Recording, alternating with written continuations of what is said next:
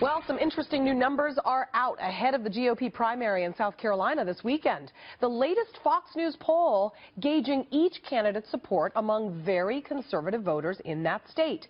Senator Ted Cruz coming out on top with 31%, but Donald Trump is nipping at his heels with 29%, followed by Senator Marco Rubio at 14%.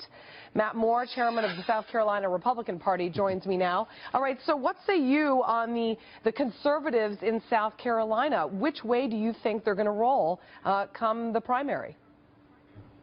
That is the big question here in South Carolina before Saturday. We will know about 48 hours from now where South Carolina stands, and we're going to have a big impact on the future of this race as to what's to come. Okay, so then tell me about your reaction to Donald Trump now, sort of this back and forth with the Pope calling him unchristian, essentially saying that the way that he chooses to go about dealing with illegals doesn't necessarily make him a Christian. I don't know if you can necessarily tie those two together, but nonetheless, you talk about the evangelical Christians in South Carolina, and you wonder, will the Pope's comments sway their opinion?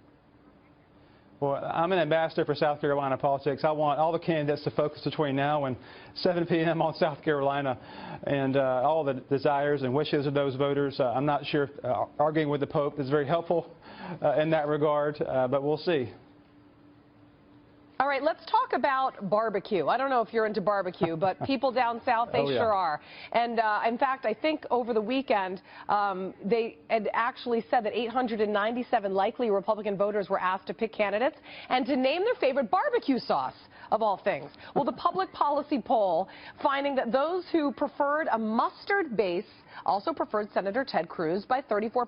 But fans of tomato and vinegar-based sauces, I know it sounds funny, but it's true. They chose Senator Marco Rubio with 36% and 32%. And it's interesting, if people didn't really like their barbecue sauce or they were undecided, then I suppose they went for Trump or somebody not among those top three there. What does barbecue sauce have to do with politics? I'm just curious. Maybe you can fill me in. Barbecue is the story of America. We are a melting pot in this country, and we are a melting pot here in South Carolina. Don't forget that mustard sauce you're referring to came from German immigrants in South Carolina, brought here by British colonists in the 1730s. And before that, Native Americans taught Spaniards how to roast pork. And barbecue, by the way, Julie, is a noun. Barbecue is not a verb for your listeners and watchers out there in the country. We get that part, yeah, and I love me a good barbecue. All right, Matt Moore, thank you very much. Appreciate it.